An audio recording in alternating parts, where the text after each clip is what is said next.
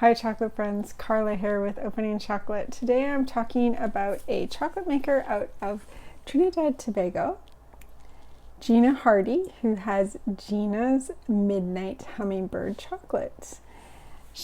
I was introduced to Gina and her chocolate at the 2024 DC Chocolate Festival when there was a delegation there from Trinidad and Tobago. So let me tell you a little bit about Gina and how she got into the world of bean-to-bar chocolate. So Gina Hardy started Gina's Chocolate in Trinidad in 2008. She is from Singapore. She has a BA in History Philosophy from the University of Singapore. She thought about going to culinary school after she finished her BA, but decided instead to get a law degree at the University of College in London. When she had her degree, she represented asylum seekers and refugees. Then she decided to switch to accounting, where she was working for Barclays Bank, and that is where she met her husband. Now we're at this point and you're asking, okay, how does this have to do anything with chocolate and the Caribbean? So what happened was they bought world trip tickets, with the last stop being in Trinidad and Tobago. And so when she got to Trinidad, she was looking for something to do outside of the corporate world, something that involved local resources and something that she would be excited in. While she was trying to figure that out, her mother-in-law, or future mother-in-law at the time, invited her to a dinner party and asked her what she wanted to bring. And Gina enthusiastically said, I want to bring chocolate truffles. Never having made a truffle in her life. So she has to figure out how to make these truffles and bring them to the dinner party. They were enjoyed by everyone at the party. One thing led to another, and she is going down that chocolate road. You know how it happens with anybody in the craft chocolate world. There's just a set of circumstances that leads you down that road. So when she started, she was self-taught. She was using Belgium chocolate, had her first sales in December of 2008. So being in Trinidad, she kept hearing, oh yeah, Trinidad has the best cacao in the world. We have the best chocolate. And so she's like, okay, I need to do some research on this. So she starts doing research and discovers that right there on her islands are the Cocoa Institute at the University of the West Indies. Literally in her backyard is one of the most important research institutes having to do with fine flavor cacao and chocolate. So this sets off a whole nother cascade of events. So she makes an appointment to meet Dr. Darren Suka, who is a famous scientist and the head of that of the chocolate in that university. He begins her on her foundation for craft chocolate. So they are the ones that teach her how to make bean-to-bar chocolate. Eventually she gets certified so that she can teach others how to make bean-to-bar chocolate. And she also went on to get training as a chocolatier in Europe. So now we have Gina's Midnight Hummingbird chocolate. So I have 3 bars from her, and when I tasted one of them, that was the reason that I bought these bars.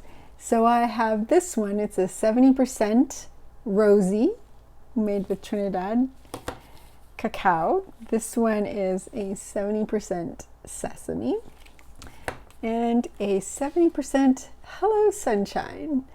So I am going to, one more thing I want to tell you. So Trinidad, there was a key event that led to her being able to make chocolate. So like I said, she opened in 2008.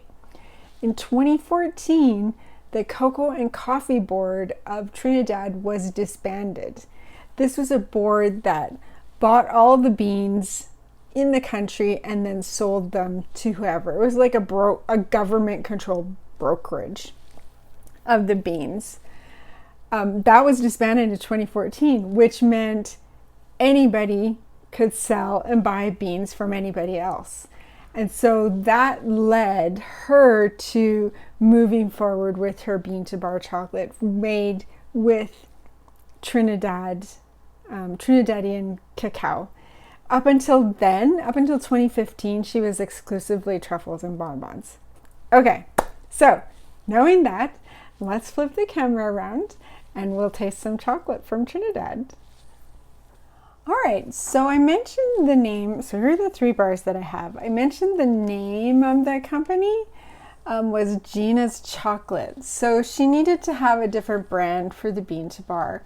And she chose Gina's Midnight Hummingbird for the bars because one evening she was driving home from a sanctuary in the mountains that is normally full of hummingbirds. And it just struck her out of nowhere that her love of hummingbirds and how they were industrious and playful and beautiful and so absolutely magical, that was just a good representation to her. And she sat down with a designer to work on getting these graphics. So let's just see what it says here. So we've got the name, the percent, this is the inclusion, that's the origin. Let's see, what else does it say? Exclusively from La Reunion Estate in East Trinidad. The state, under the stewardship of the Ministry of Agriculture of Trinidad, is responsible for Okay, chocolate awards. Interesting. All right, so we're going to skip tasting notes.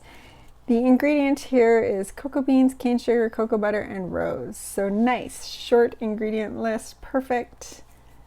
All right, I think I'm gonna open this one because I'm interested. I'm always interested.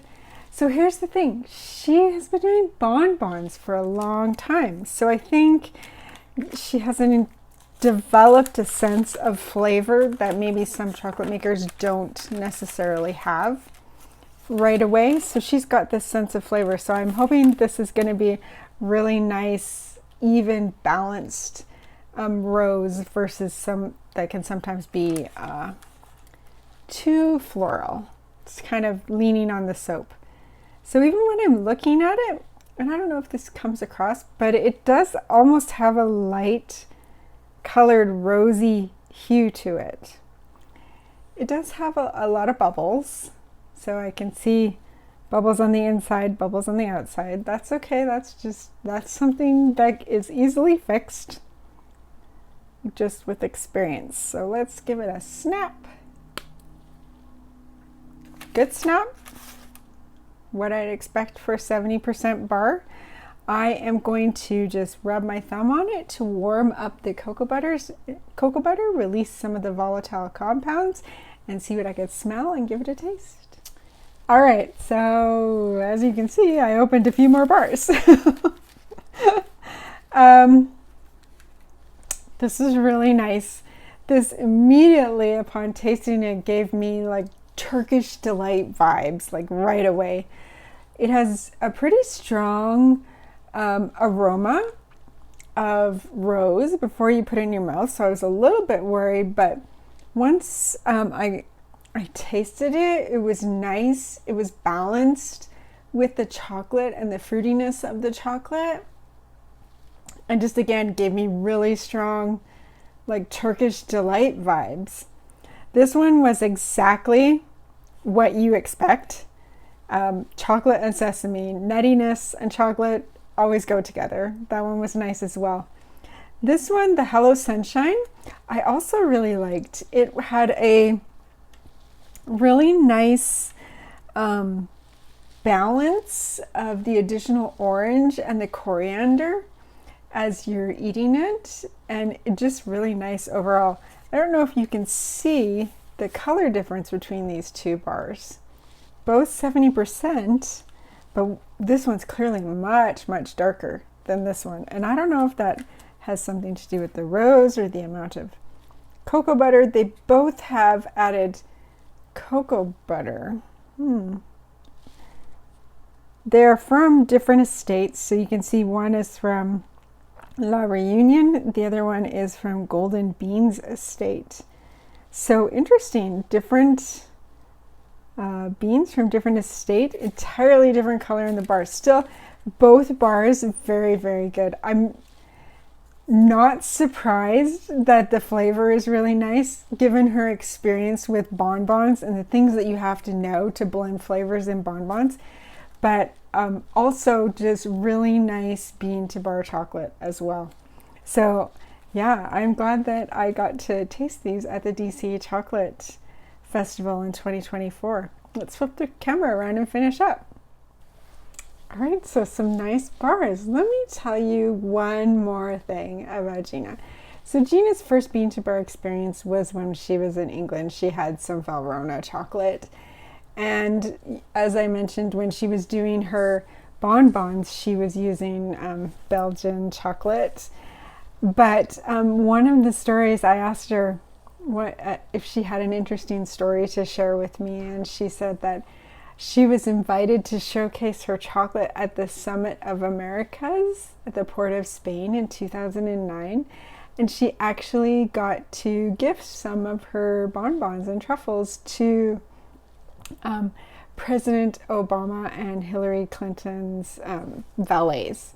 And she was so excited about this. She was literally weak-kneed, so much so that she actually dislocated her knee while she was doing that right there in the Summit Village. Yeah, just an interesting story having to do with her chocolate and her passing on her delicious creations to President Obama and Hillary Clinton. So that is Midnight Hummingbird out by Gina's Chocolate out of Trinidad. If you ever get a chance to try this, see it at a festival or happen to be on the island of Trinidad, I recommend that you pick some up because they were very nice bars, very well balanced. The flavors were blended. Just delightful to eat. So that is today's chocolate maker. I hope you enjoyed that. If you have any questions or if you've tried Gina's Midnight Hummingbird, let me know. I don't think it's too widely available, but somebody out there bought some more at the DC Chocolate Festival. Otherwise, that's it for this week. I hope you will join me next time as we talk all things chocolate. We'll see you then.